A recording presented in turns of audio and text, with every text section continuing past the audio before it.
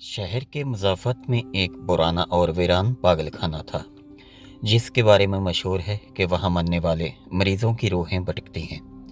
ये पागल खाना उस वक्त बंद हुआ जब एक खौफनाक आग ने वहाँ के कई मरीज़ों और अमले की जान ले ली। कुछ दोस्त, जिनकी उम्रें 20 साल के करीब हैं, एक रात उस पागल खाने को देखने का फ़ैसला करते हैं।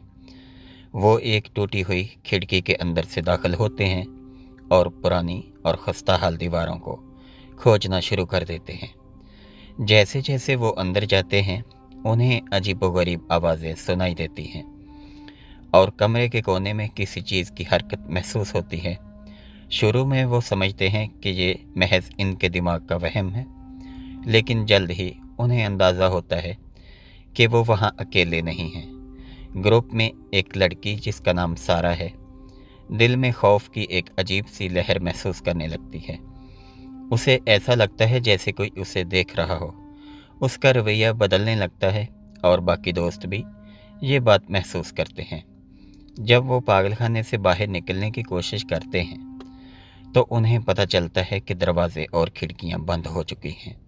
वो फंस गए हैं और फिर उन्हें ऊपर की मंजिल से किसी के कदमों की आवाज़ सुनाई देती है। दोस्त भागकर बाहर निकलने का रास्ता ढूंढने की कोशिश करते हैं, लेकिन पागलखाना जैसे उनके साथ खेलने लगता है। दीवारें और रास्ते बदलने लगते हैं। वो सब रास्ता भटक जाते हैं और कदमों की आवाज़ उनके करीब आती जाती है। एक एक करके दोस्त गायब होने लगते हैं। पहले वो समझते हैं कि शायद वो रास्ते से अलग हो गए हैं, लेकिन जल्द ही हकीकत उन्हें अपनी गिरफ्त में ले लेती है कि कुछ बहुत बुरा हो रहा है। आखिर में सिर्फ सारा बचती है। वो अकेली, खौफज़दा और बेबस है, और फिर उसे अपने ही कानों में अपनी आवाज़ सुनाई देती है, जो सरगोशी में कह रही होती है, तुम्हें यहाँ नहीं आना चाहिए था। नाज़रीन, ये कहानी हमें याद दिलाती है कि तजस्सुस कभी कभी ख़तरनाक भी हो सकता है।